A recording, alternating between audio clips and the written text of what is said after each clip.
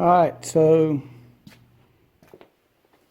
I've went ahead and I stripped all the wiring out the cab.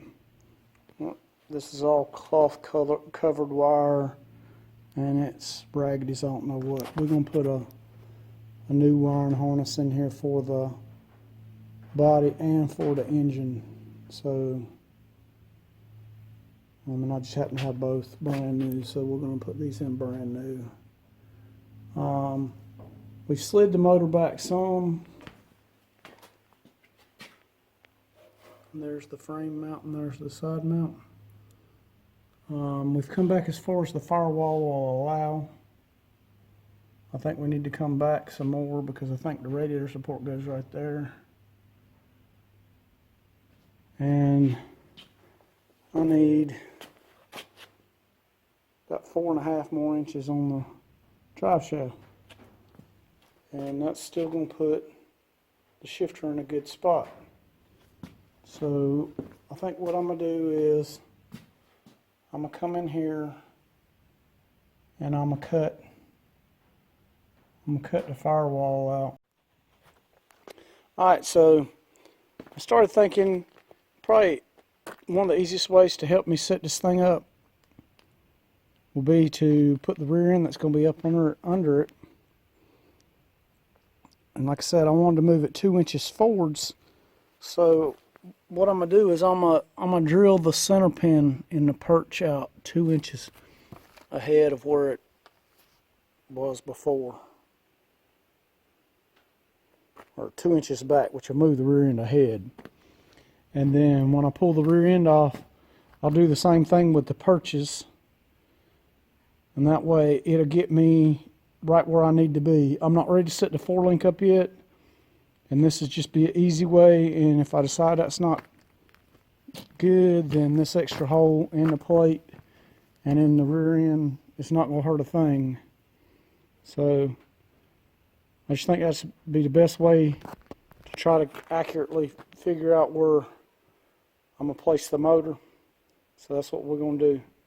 And this old S10 was an old farm truck. And I want you to look at this. The shock bolts broke off, and somebody took baling wire and baling wired the shock on the studs, what was left of it, so it couldn't move. Alright, so we got the old rear end out, and I can't say it was without a fight because it fought me the whole way. But I got it out. Got the new one ready to go in. And we'll roll her up in there and get her stuck in, and that way we can judge how far back the motor needs to go. I re-drilled the holes in my lowers and the perches on the bottom of this rear end, so it'll offset it 2 inches forwards, and that will take care of that part of it. Alright, so after some new calculations, this is how far back we've got the engine set. The saddle's here and the mounts here, so I don't know, 8-9 inches, which is what I thought originally. We're right at the firewall. I've pulled the floor out temporarily just because I went ahead and cut this center support cross member out. I just cut the heads off the rivets and popped it out of there, so I still got to punch the rest of the rivet out. And I drilled my axle plates and set my rear end up 2 inches, which the holes aren't quite big enough for my center pins, but it's good enough to tell what we need here.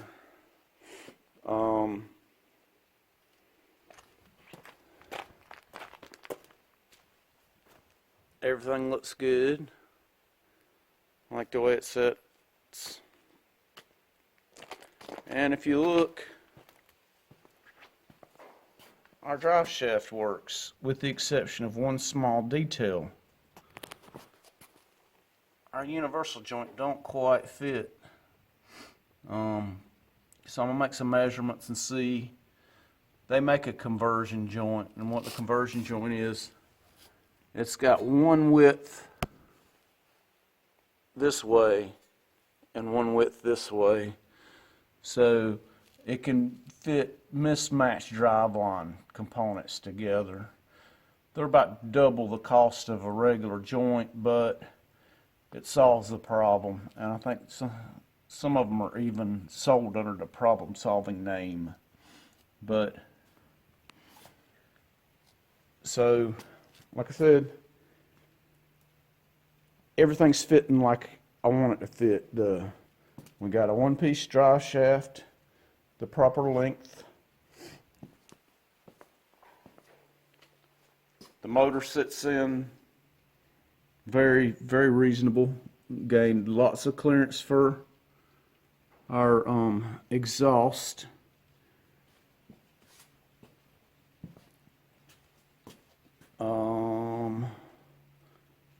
We even gained some clearance for our power steering box. On regular S10 engine swap, like this one right here, if you could see, there's about a finger width between the power steering pulley and the steering box. This is actually a smaller diameter pulley that come off of a different GN application to make it fit better. But with this setback here on our 46, this mount here is going to be gone, and there'll be a plate bolted in its place that'll go back to the other mount, mounted 9 inches to the rear or whatever. So our power steering pump should have plenty of clearance. I'm gonna say that now. I don't know for sure, the engine is actually sitting on the cross member because my cherry picker let down, plus I've got the back of the truck jacked up, so. But I think it's going to have plenty of clearance by the time, because if you see, that mount is almost even with the block, so it couldn't really sit down that far. So it's going to raise up a couple more inches, so I think that clearance is going to be sufficient. But that point remains to be seen. We'll find out later. So I didn't end up needing to cut the firewall. I don't think I'm going to need to cut it. I'm not going to cut it. I'm glad I didn't cut it. I mean, we can patch these holes, or we can do whatever. Or, I mean, if we wanted to later on, we could go in and we could cut and make a recess and do some beading. I don't know. We'll see how that goes. But for now, it looks like we're not going to need to do that. Like I said, the rear end come out nice, and like I was explaining in earlier videos, you can tell this is an 8.5 rear end because of this bump right here. It comes from a 3-inch tube to a 2 3/4. This is 3, and this is slightly smaller than 3. And that's how you can tell this is a much beefier rear end than the factory 7.5 rear end. This rear end actually come off of a ZR2 4-wheel drive S10, and it's I think it's 6 inches wider. I know the four-wheel drive rear end is 4 inches wider than the 2-wheel drive rear end, and I think this is another 2 inches wider, because I actually was going to put this in the S10 I just showed you, but it was too wide for that body. But it's perfect for this because like I said, when we had it sitting over the bed has got 3 inches of clearance from the bedside to the tire.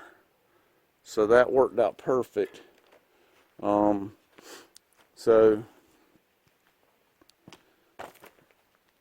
the current problem is finding a conversion joint to make the drive shaft work, which is no big deal. I know they have them. I just got to figure out which one it is. And then making my setback plates, which I've got the steel already.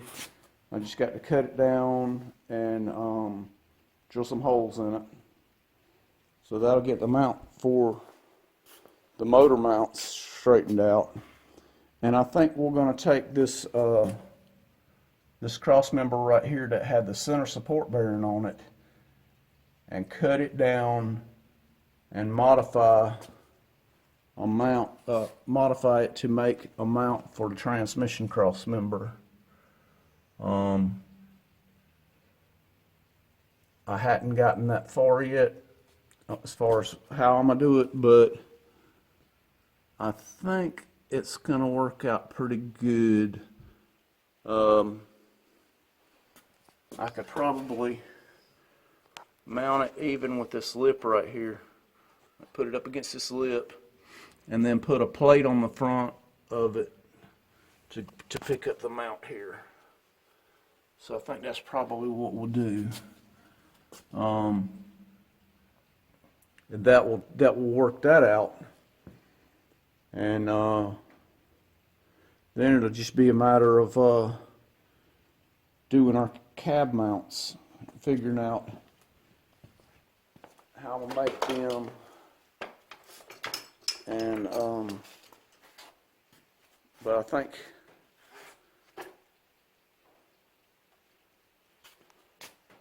looks like we're gonna have plenty of room for the radiator up front. So like I said, everything's looking really nice. So like I said, that's what we got. We're gonna keep on plugging away at it, and we'll keep on showing you as we go. So y'all stay tuned.